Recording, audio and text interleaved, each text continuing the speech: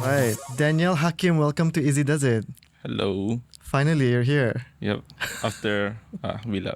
After how long have we known each other for? Actually, I think next month will be 2 years. Next month will be 2 years. Yep. I said to you just before, it didn't feel like 2 years. It felt like we've known each other Exactly. longer. Even though we meet each other like probably like a month, once a month. Yeah, on a monthly average. basis, honestly. Yeah. So for context, if you guys don't know, Daniel Hakim is responsible for this hair that you all see every episode. Yep. So you guys have to thank him for itulah, make it pleasing to the eyes. Thank you for coming to me for 2 years. Yeah, okay. So Daniel, Daniel or Dan lah. Huh? So Yeah. let's just not be formal. Dan. But people call you Dan, right? Yep. Do people call you Daniel too? Yeah. Before I was a barber, that was mostly what I went by. Yeah. Ka? But just so, professionally, like when people say, "Oh, where you get your haircut?" Oh, Rasidan. So just simple saja. Because nobody else was using like a name as simple as photo. Yeah. Plus, it goes in with the brand name, the IG handle. Like it rolls really well. Yeah. Dan does hair. Yeah. Yeah. I came across you from Instagram. I think one of your haircuts that you posted came up on my... Did I tell you this? I told you this, right? Like how I came across actually, you. this one, I purposely did not ask you, which I'm deeply on this. Yeah. So please share how. Oh, how yeah. You, how so you I did came find me. across on your IG from the Explore page. Oh. Yeah. So okay. I was like, oh, this guy macam Bisaya punya haircut. And like, I knew that you did it out of your home as well. So I was like, let's just give this guy a shot, because at that time the person that I used to cut my hair with, he went back to his home country lah. Let's just say. Yeah. So I was like, I need a haircut. So I decided to try you out and then stick with you for 2 years. Yeah, I still remember that day. I was like, this guy's name was familiar, and then it's like, oh, Iskandar Karim is at my door. That's literally what I said, if you remember. Yeah, you're like, oh, Yeah. you're the tu kan. That was so formal. I know, but that's crazy. Okay, for people like, I know of your story, but for people who don't know the story, I want you to share with everybody, like, because you're a full-time barber. How long have you been a barber for? Should I introduce? You may. Oh, Yes. Right, so my name is Daniel Hakim Sufian. I just go by Dan for short, and professionally. I'm a barber at Unorthodox Barbering Studio, and on top of that, I also have an extensive role as a creative coordinator as well as a public relations executive. I've been doing barbering for 3 years. The first year being part-time, and the next 2 years full-time. Wow. And I've been cutting at 3 different locations now. Yeah. So when you first came, that was my second location at my house, and then now I'm at Unorthodox in Jurudong. Yeah. So you've been at Unorthodox Jurudong tu for how long sudah? Sampai setahun kah? Yeah, just over a year now. Just over a year. Yeah. Also, I was there since July last year. Yeah, because a sudden offer came in. Yeah. Damn, do you miss your cutting hair out of your home? Honestly, adalah. Some days I do feel macam, I forgot how it feels like to cut At home? at my own space. Yeah. But then again, I thought of it like it's a necessary step for me to do. Like take Okay. one step back so I can like progress forward. Yeah. So you feel like joining Unorthodox is the next step forward for you in your barbering journey lah? Yeah. I've always loved what they do, I mean, even from an outsider's perspective. So how I met them first was when I was working at my first shop. We had like a charity event, and that's when I first met the boss Ilmi and another one of my colleagues Arif at the charity. So after the charity, we had like a little gathering at the barber shop in KB. So he was like sitting at the barber chair, like sharing his story, and then my colleague was like doing a demo, and like it's pretty cool that they're sharing this. It was, like, I thought it would be something that ilmu tu mahal, like you don't want other people to know how you do stuff. You mean like gatekeeping? Yeah, like gatekeeping. Yeah. But that's like when I first like had a fascination for what they do nila. And then over the years, like with what they've always been like a company that's like pushing the boundaries. They think forward, like they're Yeah. not afraid to showcase of what they do. So they've done like shows, they've had like international invitations, something like that.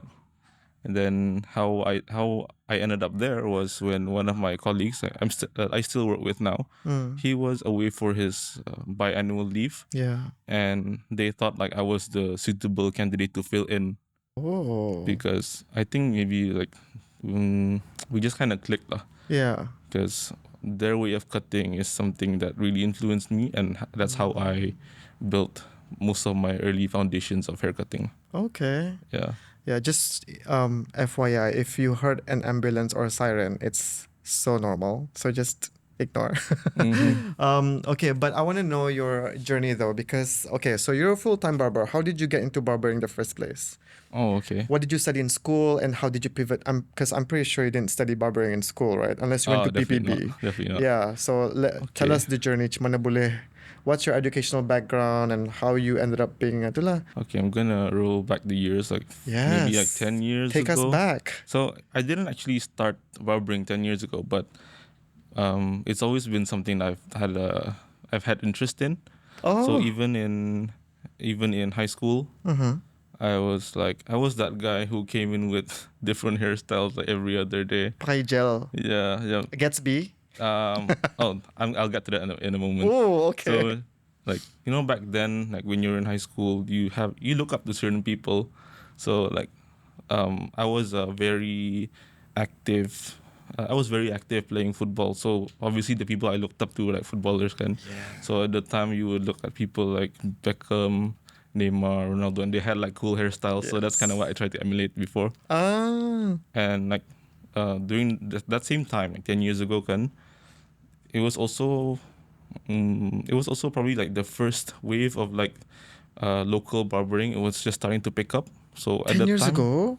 yeah, about 10 years ago. As in local barbering, as in Bruneians who cut Yeah, hair? local Bruneians doing haircutting. So at the time, I could Oh. recall maybe 2 or 3. Yeah. So first Malay ones at least is Captain Rebels. Siapa nama itu? Ajay kan namanya? Wait, Si no. Jaya. Jai. Yeah, si Yes. Jaya. Oh, that was 10 years ago. I think he started a lot earlier. Is it him and his business partner, Si Chi. Okay. And then Wait, there I was forgot you're also actually younger than me. So that's why I was like 10 years ago. I think, I was like 15. yeah. So and then there was also State Trad. See Brian. Brian had a shop. Okay. Oh, So, yeah, Brian yeah, that Ozozo. was the scene back then lah. Damn. So I went to their shops to purchase like pomades. So at the time that I think the general term was like rambut pomade. So that's like a shaved on the sides and like the Yeah. heavy on the back. You like Yes. slick it to the back. Yeah. So I went to Chaps and Rebels to like buy pomades lah. And looking back now, I kind of remember like a vague image of like someone like a Malay cutting hairs and which now I look back and like see the timeline, and after meeting people, turns out that was my current boss and mentor lah, Silmi, who was just starting out. No way. So like he was starting out sana, and I went into the shop and he was like, I think he was practicing like a haircut or a shave, because I remember like there was Yo, one Malay That is Malay a guy full sana. circle moment. Yeah, it does feel full circle. I think I do still have like some, maybe the tub or the sticker from that came with that. Yeah. Pretty cool lah. So then many years later, still I've always had I was always conscious of how I do my hair lah. Because I mean my hair can be a bit like unruly before, so I've always put things in it to make it look good. So when my barbering journey started, it was about 2023. Yeah. Yeah. Oh, damn. That's still. So yeah, so recent. 2023 I was in uni. Yeah. My educational background then was I have a degree in sociology and anthropology. Yes. So that's like a study of human interaction, society, human behavior. So I was in my final year back then. That was in March. Yeah, March of 2023. And then I didn't actually think of doing barbering, but my mindset back then was like, this is my final year, my final semester. Next, after mid-year, I'd be unemployed, something like that type of thinking. So I was like, what can I do to, you know, find what can I do as a side hustle to, keep me afloat until I find a job. At that time, Suda, I already did like 3 different side hustles, like here and there. Which is I was I used to sell desserts, honestly. wait. I think I vaguely remember you telling me I this. I did, yeah. Yeah. I did mention before. So I used to sell desserts. Then I had like I was a freelance product photographer. Oh yes, And what else? Oh yeah, those two. Mainly those those two. two. Yeah. Oh my gosh! So you were a baker and a photographer. Yeah, but I felt like those two were options when I was considering what side hustle to do. But um, the limitations were like, I don't have a media background. Yeah. It's gonna take me a while to learn everything, to really be confident of my work. And as for the food side, I was like, I would say it felt easily burnt out because I was doing everything on my own. So I was waking up early at 4 a.m., 3 a.m. to Yeah. prepare orders and then pack them up and also deliver them. So that was life then. Wow. So how barbering came to be was, this one is I think I've told you this, and I've told lots of people who asked, but Okay. it's kind of a funny story of how it first came about. Yeah. I even had like a text with my first boss like a couple of days ago. Yeah. So it's like, so at the time, it was a busy time period, right? As a final year, and then soon approaching graduation. And at the time, lots of the people I was close with, the people who mainly made up my social life, so my best friend, my girlfriend, and my brother, who I always spend time with, like I would say maybe half the time when I'm free, they all went to like Korea, Penang, and Kuala Lumpur for their studies. So like just in the space of 7 days, I had like a social life to no social life. So what am Damn. I gonna do with all this free time? Yeah. And after sending one of them, the last one, to the airport, I went to get a haircut. So at that barber shop, I got a haircut, and I asked the guy, the boss who was my first boss later on, like, where do you learn these haircuts? I don't think Brunei has like a proper academy or certification. But then I saw the walls. He had like a whole ton of certificates on the walls. Where are these from? Like, I asked a lot of questions. Where's this one from? Who's that? So yeah, he told me stories, his background, like, and I think that clicked first because he was also one who was tried his hand at lots of stuff. So maybe like fitness, he was like doing some retail. Yeah. Then he shared that, and after the haircut, I was like, if you don't mind me asking, like, is it okay if you teach me to cut hair ka? Gitu. Wow. So he agreed, and which became like a joke like 2 days ago. It's like, I texted him, and then it's about like, I forgot what I was texting him about, but he said, ya hebat kau tu, pandai skilling, datang last-lastnya jadi keraja. And then in my mind I'm like, well, Damn. I think it's one of those things that people can learn, finding opportunities for yourself, even Yeah. in the most unconventional ways. Yeah. Like it's the least formal way you could actually find an Yeah. opportunity. When you went to that shop, you wanted to get a haircut. Yeah. Did you know you were gonna ask him to teach you how to cut hair? Um.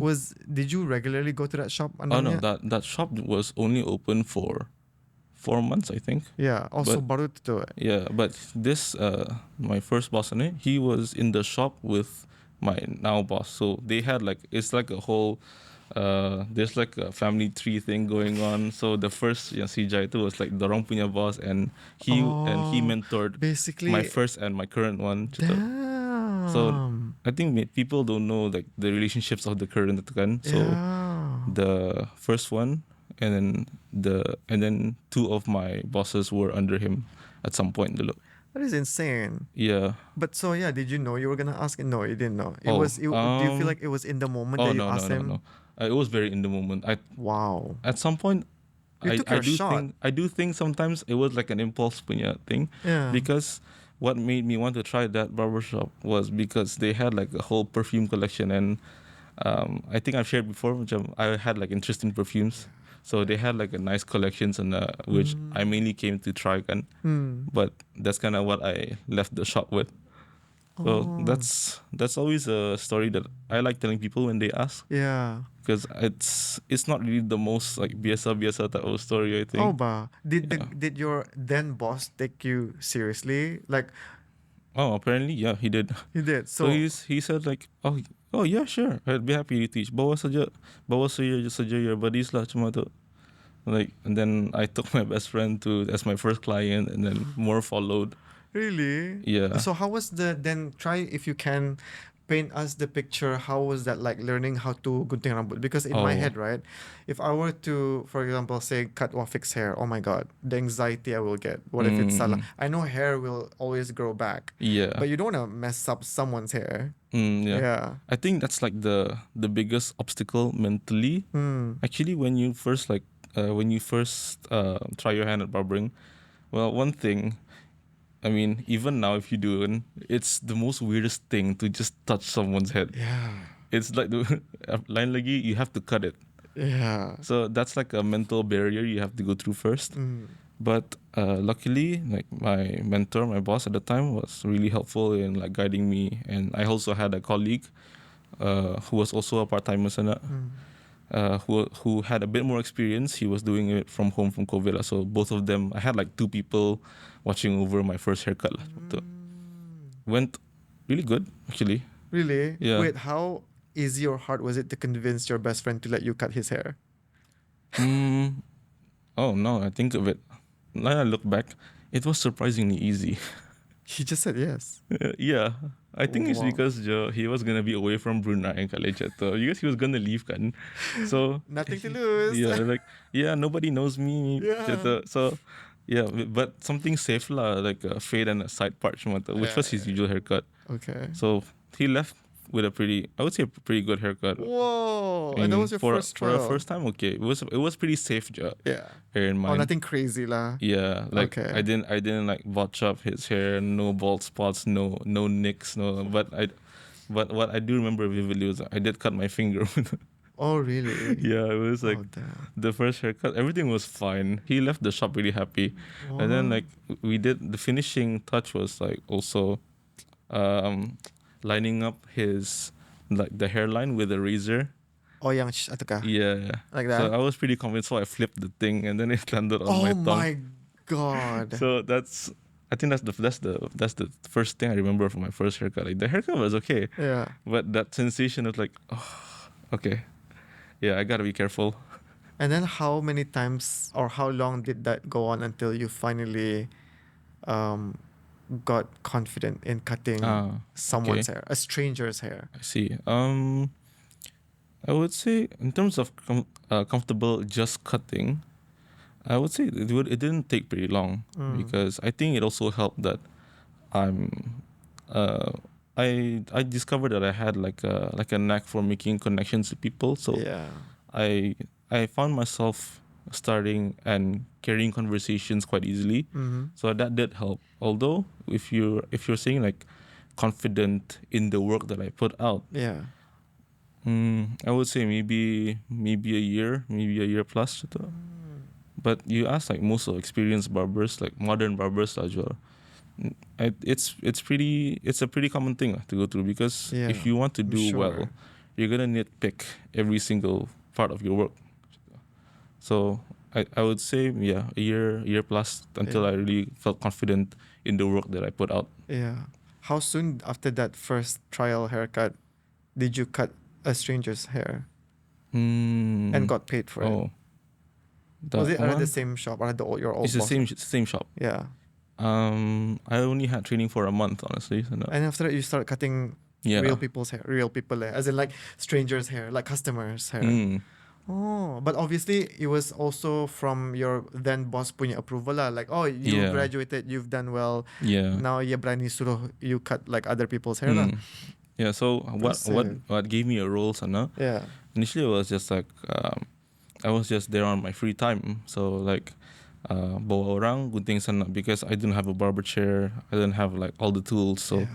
he said, "Oh, you want to cut with payment? Mm. Yeah, sure. You just bawa saja." Yeah, he was pretty kind to give me the opportunity to like provide me a space lah, Yeah. and I get paid commission from it lah. And then Wow. I would say like a big part of like how I became like part of the team was one of the full timers suddenly had to relocate because his family was moving away kan. So I was the only one who had like basics. Mm. So I was like filling in for him lah. So that was still on part time, but it was still more than what I was doing as like on my own time saja. Yeah. Yeah. Did you then quickly realize that you enjoyed doing it? How soon did you realize that? Oh, Wow. Okay, I I would actually say enjoy this. towards the end of my 10 years, and I felt like, yeah, I really enjoy doing this. Mm. What's made me like want to venture out. So at the time, I was already finishing uni kan. Yeah. I already finished uni. Mm. So at the shop there was like I don't know how many of us, maybe 4 or 5 of us, Uh-huh. and it was still quite a relatively new shop. So the traffic wasn't as heavy, Yeah. and to be fair, like we kind of just took turns. I know it's not like how most businesses do, like especially in service. If you get the client, that's your client. But Ah. sometimes macam kesian juga kan kalau like I already cut and then the next one comes and then my colleague hasn't cut. So I mean everybody wants their share lah. Yeah. So that's kind of what lah, like that kind of Arrangement.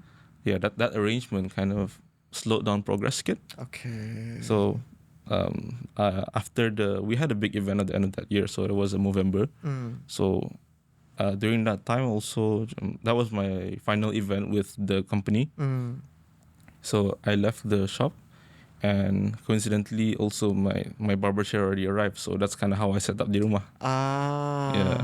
Wait, so you bought a barber chair? Yeah. Actually, my mom bought it for me lah, because I think she wanted to support lah the side hustle. That's so nice. Yeah, that was quite nice for her lah. Well, okay, now I'm curious how your family how you, Oh, yeah, okay. dorang punya first impression or reaction when you started barbering as like Okay. a side hustle. Okay. Because at this point, balloon full, right? Yeah, Masih yeah. awal-awal, yeah. I would say I had to went through that twice, once with the first and once with the full time kan. Yeah. The first one, I did actually withhold it first Yeah. because my mom's in education, so obviously I think anyone with parents in academics, they know the feeling of their parent very uri lah, of having distractions. So I withheld it for a bit, and then once like I had my assignments done, I had some results to show. Then I was like telling her, okay, I'm doing this part time. Jangan cari duit lebih lah. Macam tu.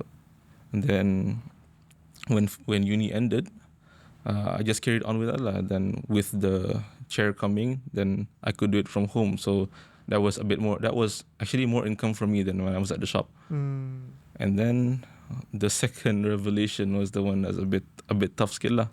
Yeah. That one I remember feeling conflicted, Yeah. because going in full time, it was something that weighed heavily on my shoulders. So this was the part masa last year. I think that was the first month when you came to the studio kan. So I think I did share a bit. I was doing masters at the time. Yes. You went back, basically you decided to continue your studies. Yeah. Yeah. So during that time, doing barbering full time, I thought, okay, maybe I can do masters and do barbering part time. So I tried to juggle that. So I've always had the ambition of like maybe going into some sort of management. So maybe business, maybe it lah. So I wanted to have that management experience or knowledge lah. Mm. I took a master's in management, but unfortunately, well, in like academic shit lah, it wasn't really for me. So I withdrew from my masters to pursue barbering. That is a crazy story. Yeah, But okay, but it was a roller coaster. I'm pretty sure like you were Yeah. on track with your masters, and then can I say it's halfway sudah or Actually no, it's still only early? I would say it's only the first third, The first third. because the master's program was like 3 semesters. Yeah. So I only completed like The first. the first one. But what do you mean like when you realized it wasn't for you? Try to explain that. I Like think it's because this is in no way a criticism to like institution, yeah, of course. but it's just the way of like studying itu and what was being taught did not meet the expectations of what I wanted to get the value of out of it. So it was mostly like theoretical. It was mostly like book, like by the book lah. But I thought, how do I gain something from this if I only know it theoretically? Yeah. Because like you would think maybe people who take masters, they hopefully get a job after masters, but without the experience, on touching on unemployment tu kan, without the experience, it is a challenge to get hired. So I try to justify, maybe not justify lah, when people ask me why I chose to do barbering, is because I wanted to get that experience of like managing a business, being around people, macam tu lah. So that's like the reasons of why I stopped my masters. Okay, so you prefer having the practical on ground experience Mhm. over atau. But Yeah. was the process easy kah macam to drop out of masters? You just tell them you don't want to continue. Is it The actual process, or like the personal process? I mean, both? oh, the actual process with the institution, that one was, I would say, pretty straightforward. Yeah, you just tell them you don't want to continue. That's it.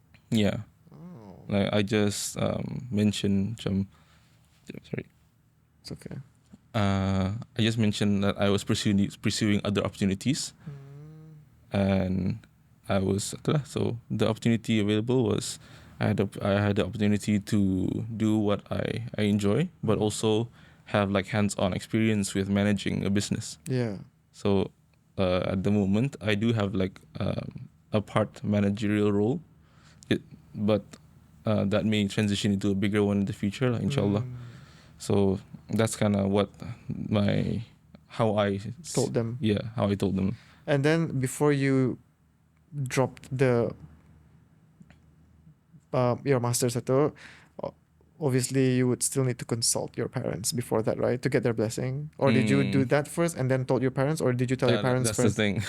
Okay. Actually, I was struggling a bit mentally during masters kan, because it just didn't resonate with me lah. I didn't find much of the knowledge to practical. So in the end, I found myself like not performing so well in masters, and I was zoning out. So itulah, I decided to do it first and then inform them later. Yeah, that's like a Holy. yeah, that was kind of a bomb drop. Yeah. Well, obviously, but understandably so. They were upset.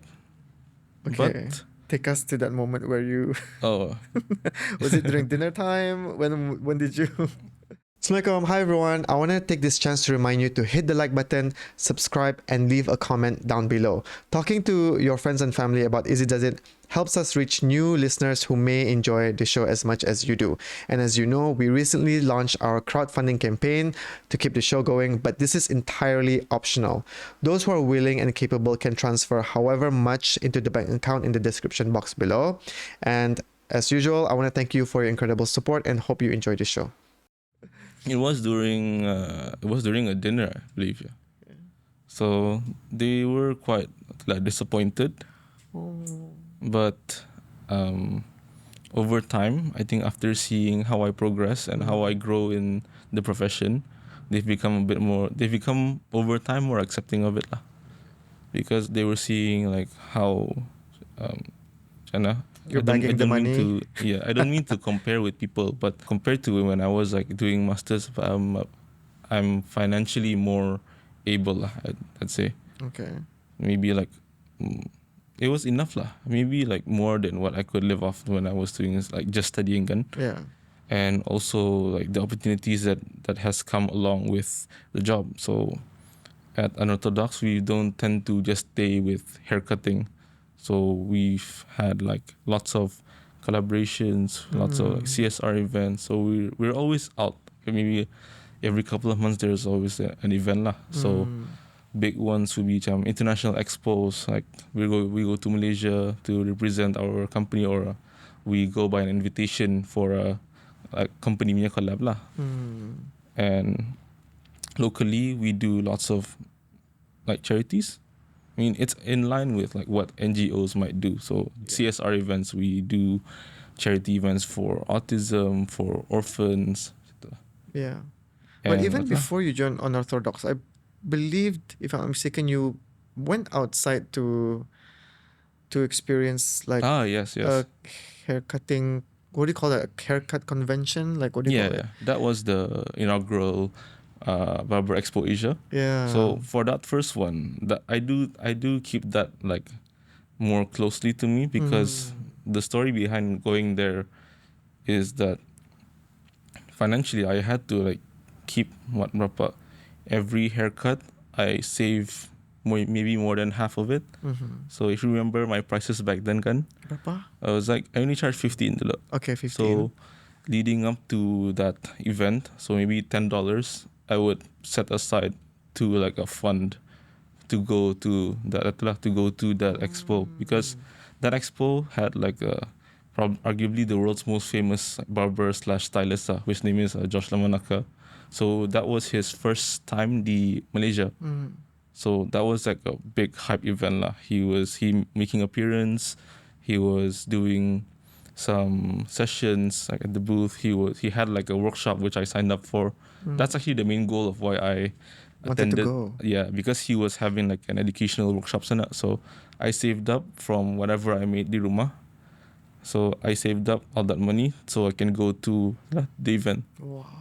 So that's like that. I would keep that one close to my heart lah, because Sentimental value. yeah, And plus it's like sentimental value lah. it's your own investment into yourself. Wow.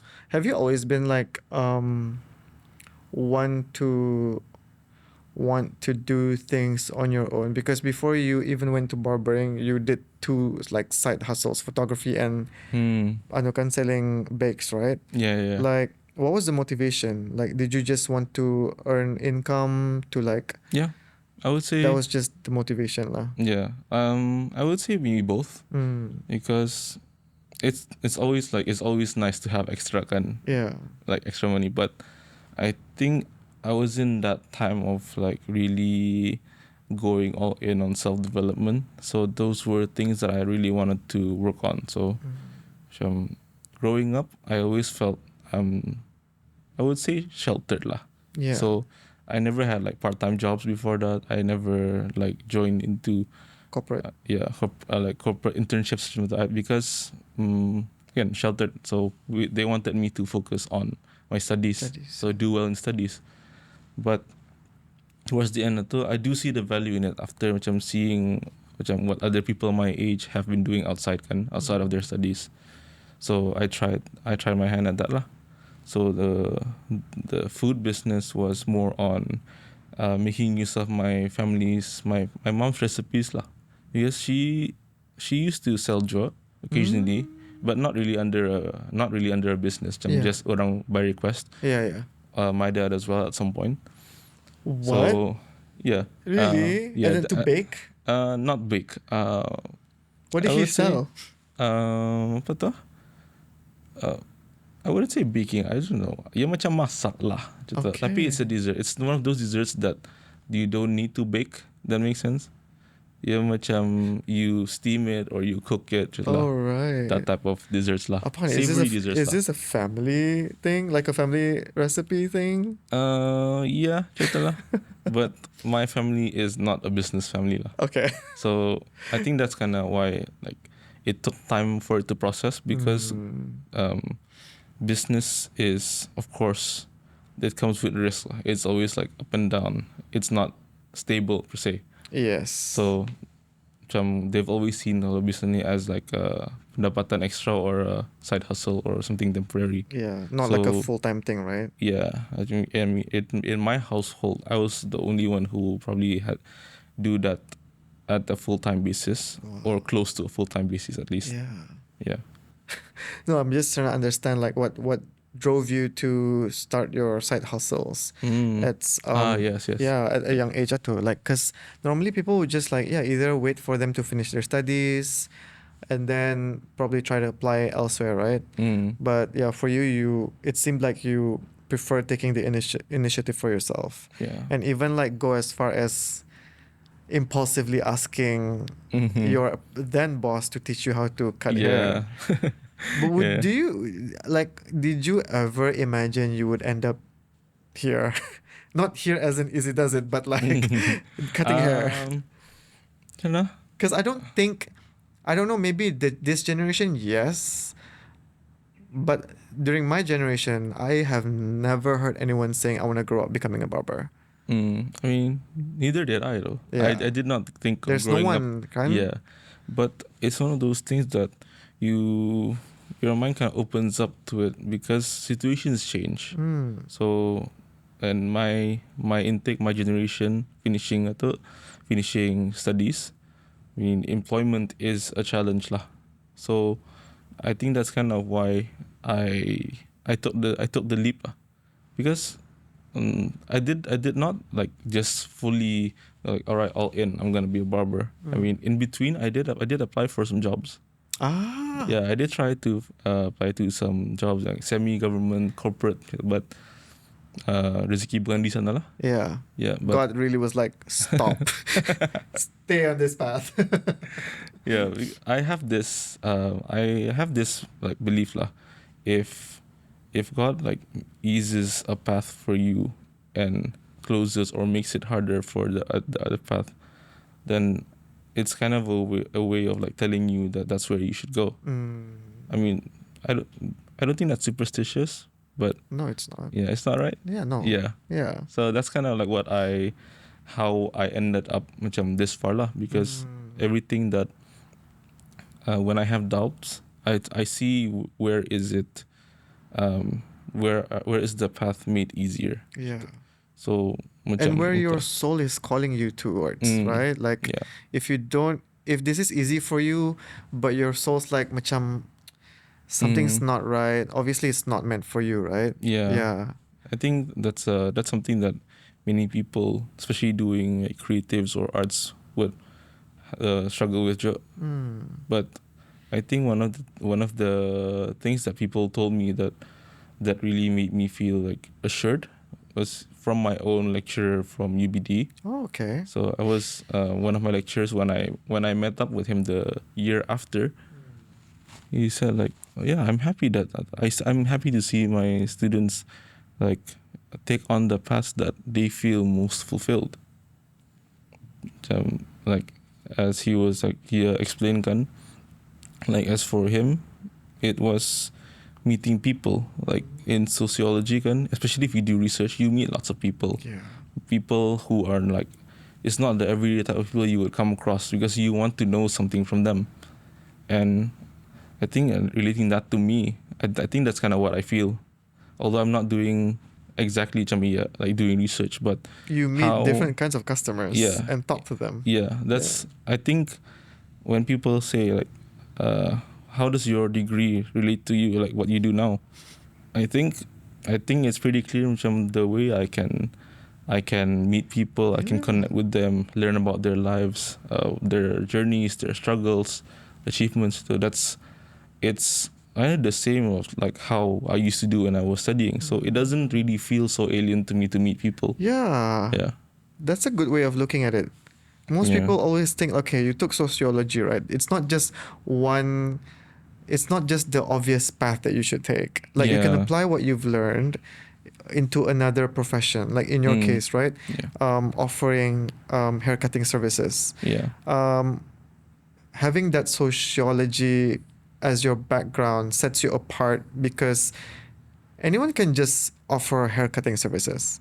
But in your case, you will probably be able to apply what you've learned and understand people better. Yeah. You know? Yeah. Because I think one big part of like the intersection of like barbering and social science like that is the concept of identity. Because when someone is in your chair and you shape their hair is a big part of one's image. So, oh yes. so you know, Proud of you my hair. like for yourself, you wouldn't get a mohawk if you're gonna do a Hell podcast or no. meeting. So Yeah.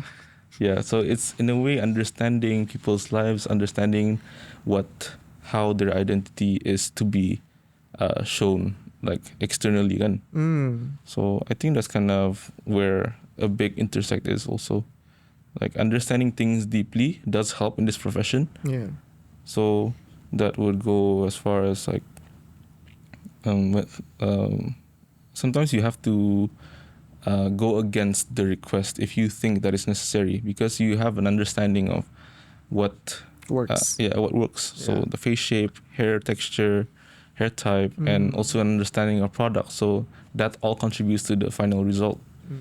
And also like in the world of haircutting, there's lots of theory, which of course like when you first look into it, it looks very difficult. There's all these diagrams, these lines. There's like 3D shape, wet shape, dry shape, all that stuff.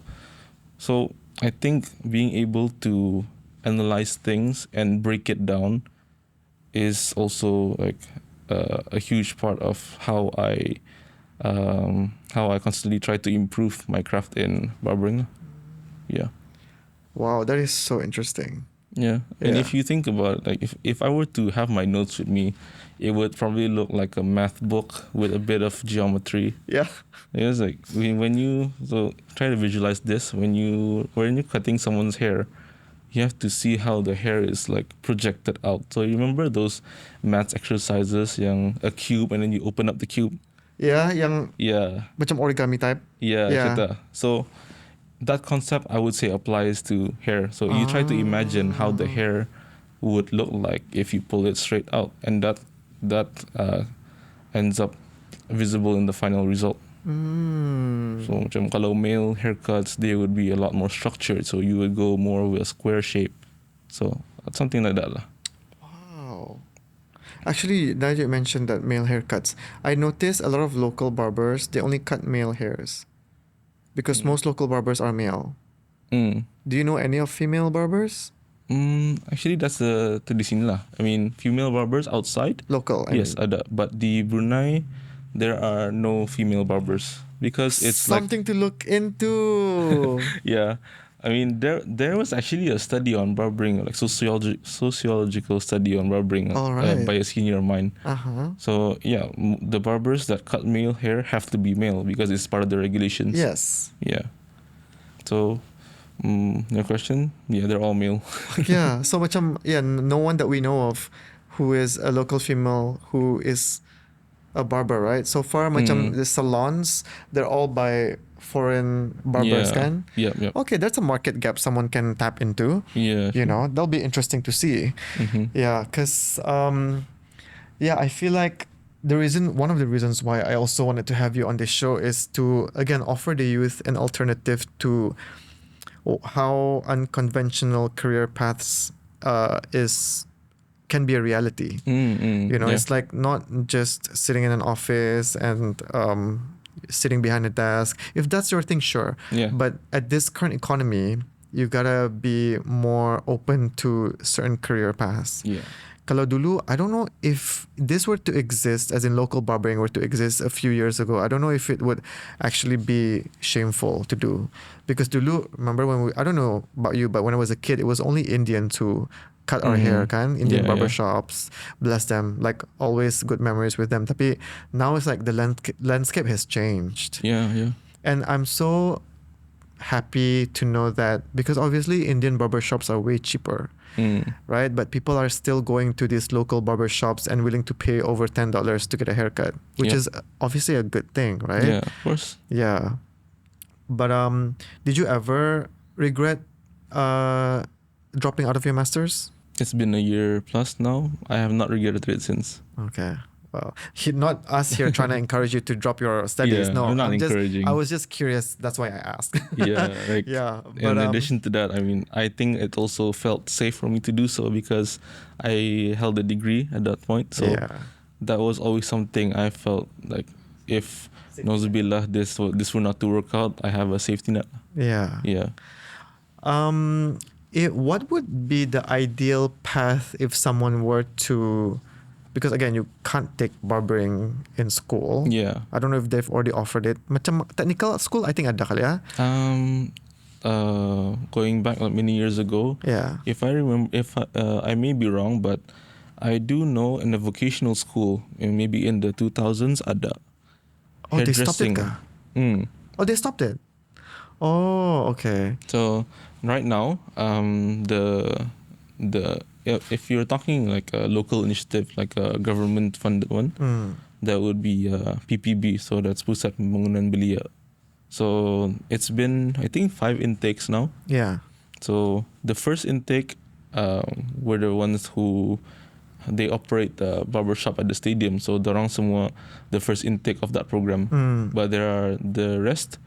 Some of them are also, they have like working opportunities in barber shops right now.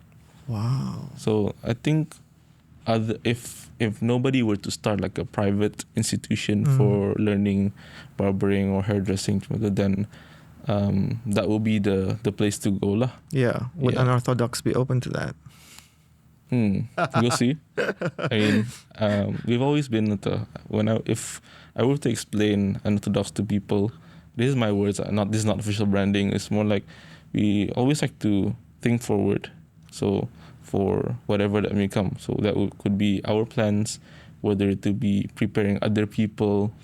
We try to push the boundaries, and we always want to like share what we do. So that includes through education. Yeah. So hopefully, like that would be a reality lah. Yeah. I mean, I do picture myself as like ambition-wise to be someone who can be a place of leadership and mentorship for people who are interested to learn.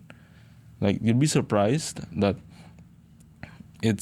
you do encounter people who ask you about barbering, like those clients who they have questions from, what shape are you cutting into my hair? What's that thing? I So like curiosity, right? Yeah, actually we do have quite a lot, like maybe quite a handful of people who have that type of interest, and then we ask them to, you sure do ask quite a lot of questions about do you at some point think about trying barbering, and then honestly answering that they do, but their obstacle, of course, it's something quite relatable to us when we reflect back. It's because it's what type of reaction you would get from people, or particularly your parents or your friends, to see like if you were doing a job like barbering, and also because there's not a readily available platform for someone to learn hands-on and proper barbering curriculum job. So yeah, that may be on the plans. Yeah. Are the hours tough? The hours? Yeah, as in the work hours. As in like also macam how many heads or hair are you able to cut in a day? Okay. Yeah. So that usually differs from shop to shop, but hours wise, I would say that it's pretty good. I mean, we work a standard of 8 hours, like for locals. So for quality control and quality assurance, that we allocate an hour for each client. So at maximum capacity, we would only cut at 8 people. Wow. Ataupun without breaks kata. Some shops don't have breaks. They have like a system where if you don't have a slot, then that's your break. But they do operate like a straight 8 hours. Tapi for myself at my shop, we have like 2 breaks. So 1 break for Zuhur and 1 break for Maghrib. But working wise, we cut for 8 hours, so 8 slots. So if you're on the topic, if it's tough, some days because it is quite a physically it's a physically demanding job at some days, especially if it's a full day. You'd be on your feet. You have to, like, sometimes your shoulders get sore, your elbows get sore. But for the most part, if you I do believe that if you do take care of yourself, you'll be fine. Because lots of it has to do with atukanjo, like movement. So if you are weak in certain parts, then you would definitely feel it lah. Yeah. When I first built enough clientele to have full days, at the end of the day, macam knockout lah. Tapi over time, it becomes quite a normal thing lah. So you kind of adapt to it lah. Yeah. It's not all bad lah. I'm sure. Yeah. Yeah. Plus, and like feeling tired and at the end of a full day slot, you It's a can't good thing. help but feel like grateful at the end of the day. Yeah. You've cut many hairs and made a lot of people happy. Yeah. Yeah.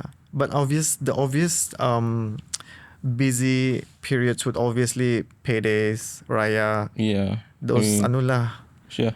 Yeah, New of course. Year's.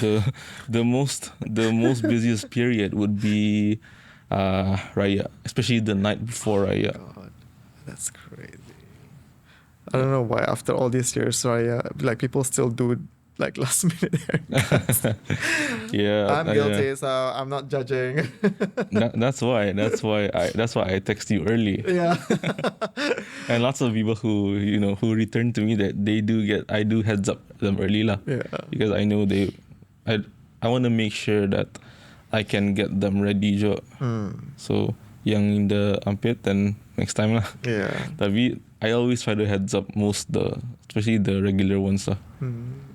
When you're talking about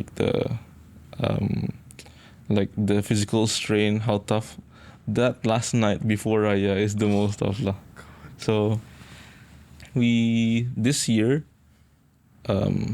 got quite a good number. I think it was the last 10 days were non-stop. Oh my God. But we had like a thing. We have this culture in the shop lah. So for people who are not over the shop, so we have like 2 Indonesians.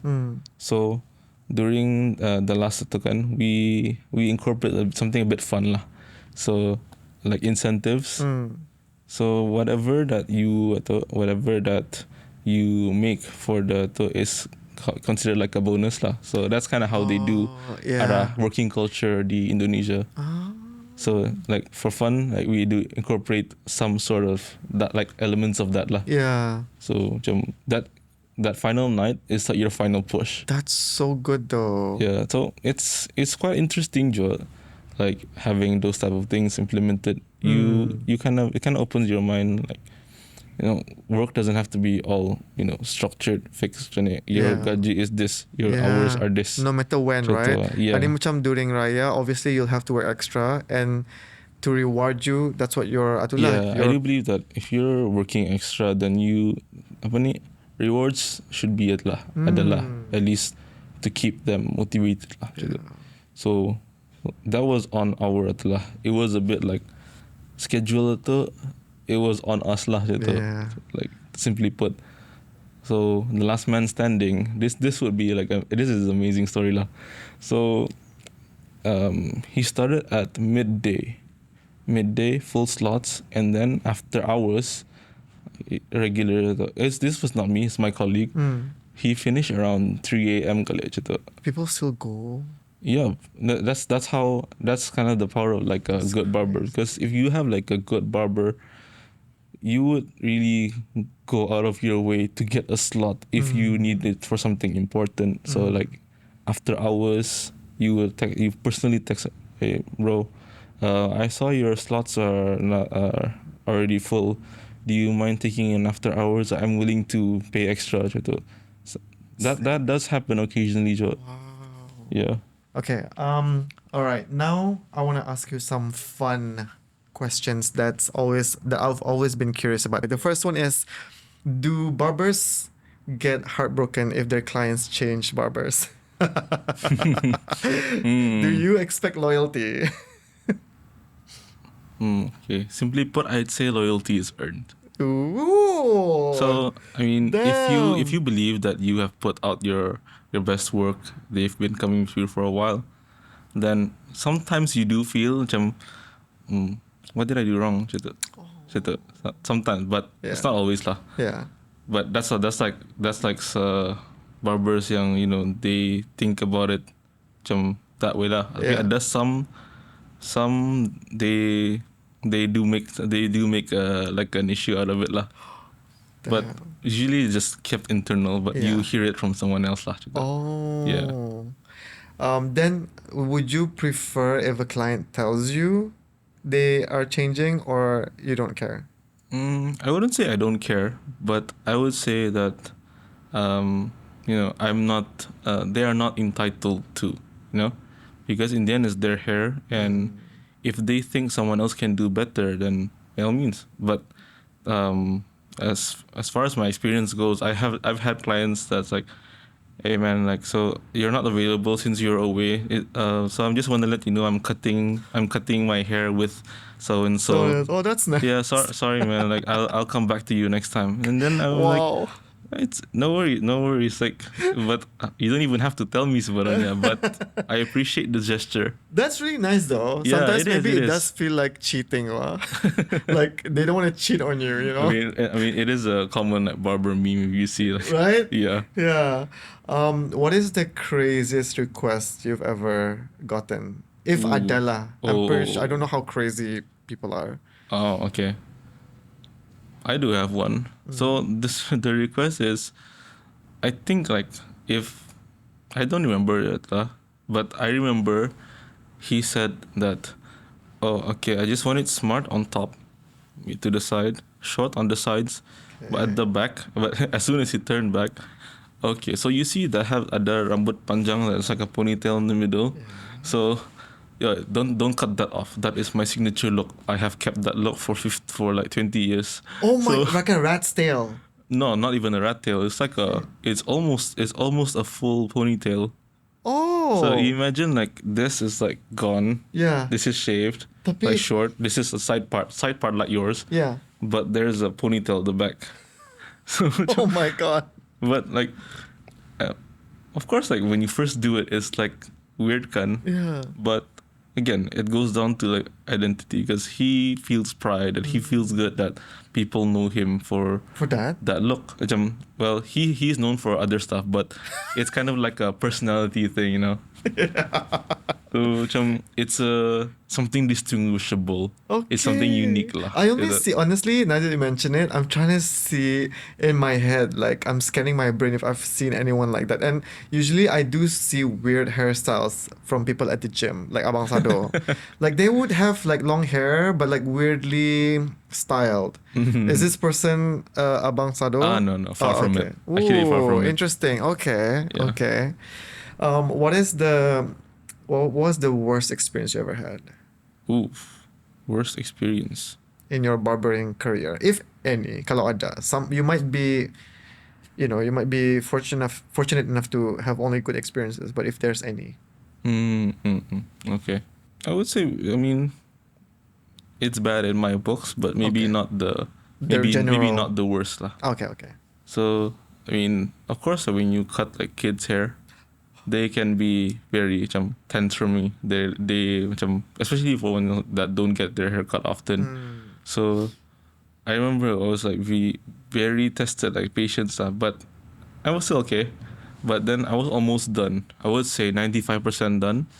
But you would expect if a kid was trying to like move away or like they would move away from the thing. They Yeah, I'm you have to stressed. chase them. Yeah. But as soon as the machine turned on, like he bumped his head like towards the machine. So there was like Cut.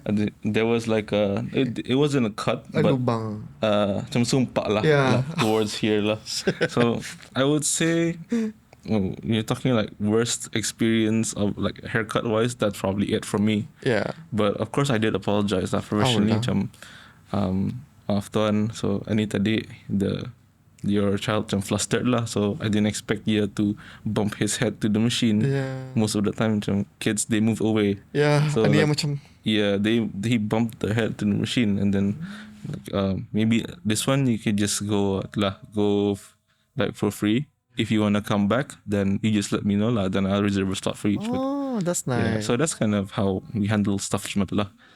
I mean, worse than that, thankfully, nada lah. Next question.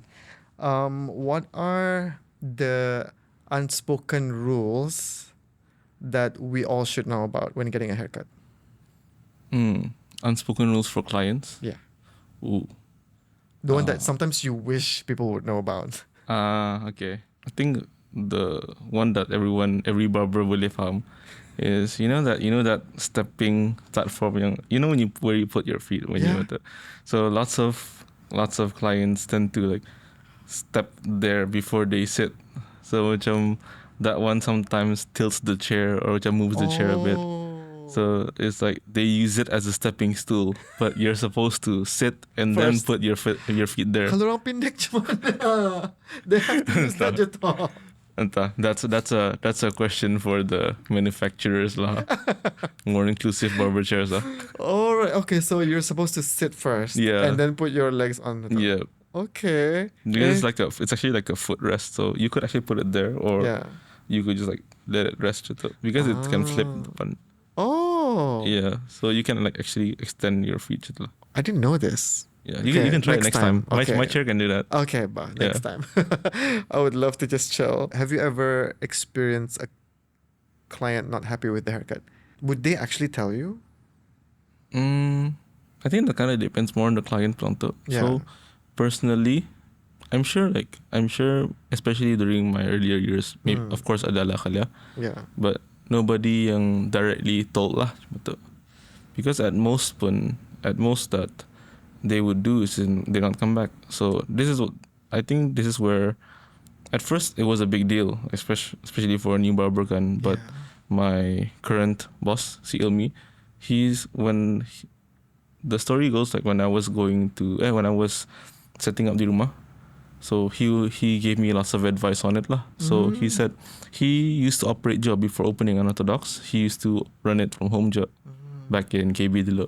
So he's like, so a big piece of advice that he can give is, if you cut your hair at your home, like under your name kan, so of course everything you do, you're responsible for. So if they're not happy with their haircut, if people think that doesn't look betul, your name may be out there. Tapi, so that's the thing. You do the best of your capability. You give them all like your best lah, basically. So don't try to overdo, because when you overdo, you may end up messing up more. So if clients are not happy with their haircuts, well, it's a rare occasion that they will say to your face. But most of the time, like 9 times out of 10, they will just not come back. Yeah. But then that sounds bad. But he said, like, because you're still working on your craft, and like we all are, so even experienced barbers can come up with a haircut that the client may not like. Tapi if clients can social media kan, if that same client sees how good your work is in the future, they will come back. Yeah. So that's kind of I've always kept that like in mind lah whenever I like cut someone's hair, especially a new one. So you just do your best. Yeah. Yeah. Tapi the original question is very rare lah. Yeah. Yeah, 1 out of 10, maybe even less. Yeah. Shit. Like you hear it when again it comes from other people's mouths but not themselves. Yeah. I think it's because di Brunei it's like culture like darang rasa bersalah or macam galat kan say itu atau kan. Like especially for someone who just finished a whole hour doing work for you gitu. Yeah. Tapi ya lah. Okay. What's been the most rewarding part of this whole career for you? I have quite a few. Barbering overall, I would say it's quite a rewarding career. So that can be like something like very personal, that's you and yourself, such as realizing or seeing how much work you've put in and how far you went. So in my case, the journey that I've took this past 3 years, like doing it on my own, investing in courses, going for events abroad. But like for the most part, it has to do with itulah, the people around you je lah. So that's be clients. So it's a very rewarding feeling when you get like the next time they come in, they're like, hey man, like you really did good on my hair last time. Like I felt that I aced that interview, and then some even begitu they even got the interview. So macam, yeah, I felt really good during it. So like, Kira, you're part of that journey. yeah, it's like you feel, yeah, ngam. Yeah. Because you, in a sense, you are part of that journey of like where they want to be, kan, especially like when they're having a big moment, such as like getting a job or they're getting married. It feels like a huge responsibility when someone comes to you to get their hair done for a certain task like that, because it's a big moment in their lives. Because it's like out of all people, but you come to me, cita. Yeah. And then the next time they show you how happy they are with their haircut. So yeah, that's very rewarding. But like also like on the personal side, the career lah, I think it's quite rewarding, Joe, that the people you meet in this career, like you learn a lot from them, even if it's not like barbering. Because an interesting about barber culture is you literally make new friends like just like that, especially when you're out there. Yeah. So I've became like quite close with a friend of mine. He's a Malaysian from Labuan but working in KL. So yeah, we're quite good friends.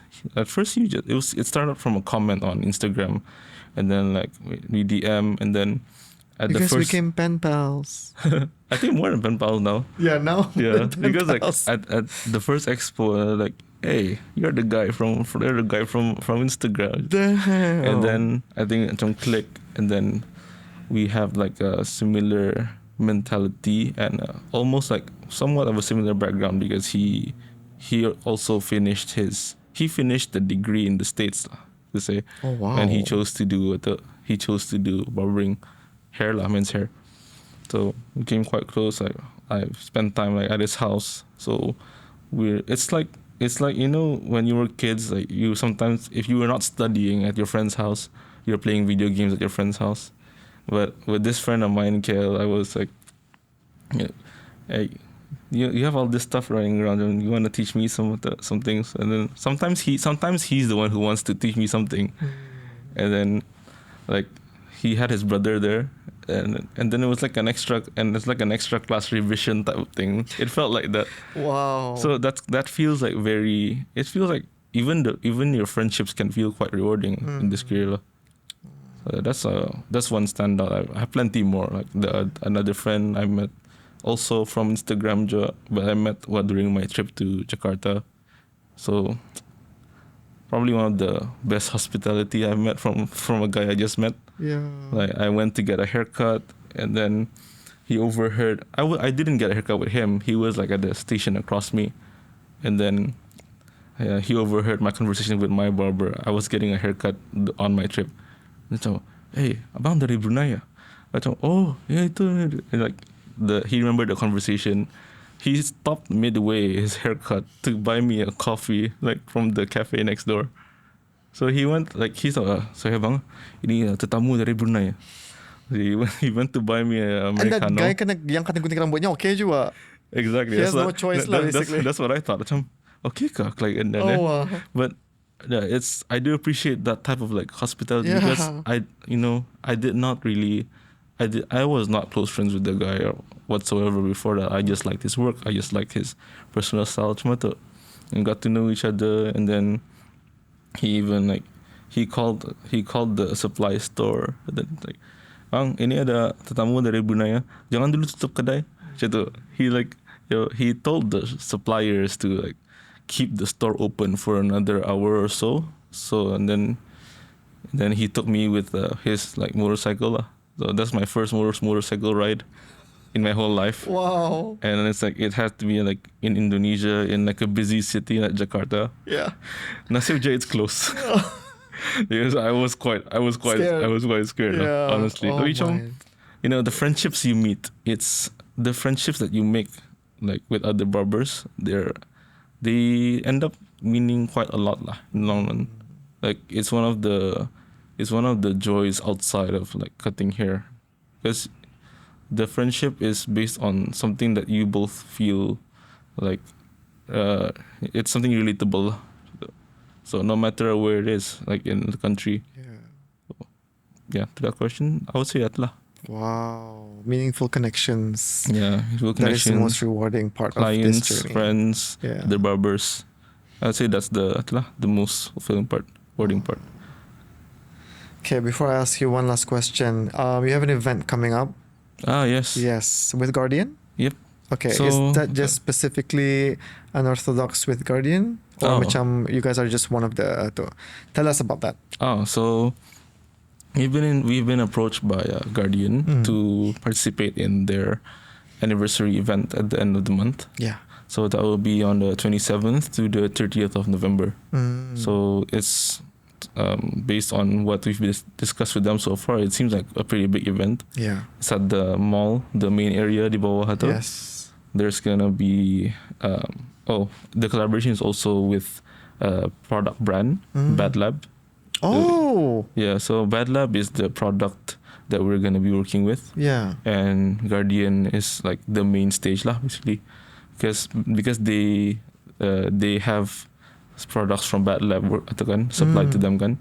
So the event's gonna be 4 days. There's gonna be lots of like media coverage, quite a big event lah. Wow. Anticipating quite a big event. Yeah, and what are you guys going to be doing there? So for the 4 days, we're going to be running a booth. So at the booth, you could like ask about the products. You could test the products. You can get haircuts. So we're gonna do some haircuts we're gonna allocate some slots lah for the haircuts at the booth for people who are interested. Yeah.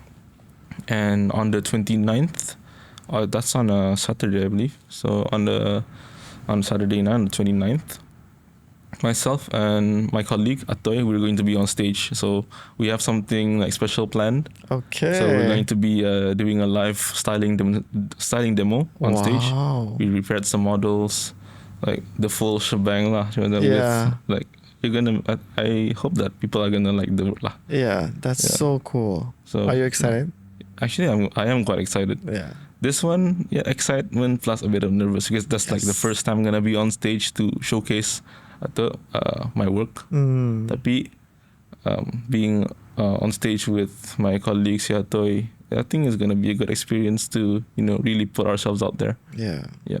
You're gonna do amazing. Inshallah. Okay, last one before we end this interview. What would you advise, or what would you say to someone who is interested in becoming a barber? Like what they should know about it, what they should know most, like macam, didn't say the do's and don'ts, but they should and shouldn't, I guess. I don't know. Okay. Yeah. Okay. Maybe I'll put it in the sense of like do's and don'ts. So in terms of like what you should know or what you should do is, I would say just have the courage and have like an open mind, because learning barbering for the first time, it can be a bit overwhelming, because you expect, from an outsider's point of view, you would think cutting hair is cutting hair. But once you are actually a student learning, especially modern barbering, it's a lot of things to understand. Like even for myself, when I first learned, I learned something in 2023, but only got the hang of it this year. So there's some things, some techniques can take a long time to really get the hang of. So what you should do is also be patient. Yeah. So patient, that could be everything lah. Patient as in terms of like how fast you're growing, how big of a clientele you're building, how fast you can have like a recognizable brand. Because in barbering, I can say there are no shortcuts. Yeah. I mean, technically, shortcuts you can do macam cara cepat, but it's not going to be as good. So that applies to everything else. So you can't have shortcuts to build a clientele. You can't have shortcuts to get this technique on point on the first try. So Like for context, even after like 2 years I was working as a barber. It's quite a normal thing when you relocate to a different location, because you can't expect all your clients to follow you along, because clients come along for different reasons. Your haircuts can be good, but sometimes it's convenience. Location wise. I mean, if they follow despite the distance, then okay, good for you, lah. But it's really nothing personal when you have to start new and your clients don't follow. So even what I learned from my friends di Kadai kan, si Arif and Kiki especially, because they are foreigners kan. Yeah. Like what they've taught me has really, it gave me assurance that it's gonna be okay, because this is part of the process. I mean, my Kiki especially, if he's to my right, if you remember the station to my right. Yeah. Sekali next to the TV. Yeah. So he has worked probably all over Indonesia, like as far as Bali, Kalimantan, Jakarta, his hometown, probably almost end to end. There's like a few places he hasn't touched, and the furthest he went is like Brunei. So even he said, like, after relocating, it's really normal. He had a friend. His best friend wants to work in a shop with him. He just joined that shop, but then when he told me the story that every day I have to watch orang berqueue panjang-panjang, but nobody wanted to cut with me. So I was like, I'm new at the shop. Everybody sanggup berqueue, like a 10 people queue, to cut with his best friend who was there longer. He just came. It's a new face kan. Yeah. But again, like, trust, loyalty is built lah. So over time, it's kind of something that you have to like accept early and expect early. But over time, you will do fine. Like right now, then even Kiki, when he first arrived, he's like kosong for days. Yeah, nobody knows who is. And then he hasn't adapted to the language at the time. Yeah. But now he's probably one of the most consistently fully booked lah. Because it's just part of the process. So I feel grateful that I can learn from all my colleagues, and because they all have valuable experiences. They have interesting stories which I try to like absorb and like apply to myself. Yeah. So I think itu bilang saja lah. Like for like new barbers lah. That's like the most important part lah. Just to have the courage, keep an open mind. Like you want to learn, and have patience. Wow, wise words from Daniel Hakim. Before we end this, is there anything else you wanted to say? No, that's pretty much all. There? Yep. Are you all talked out?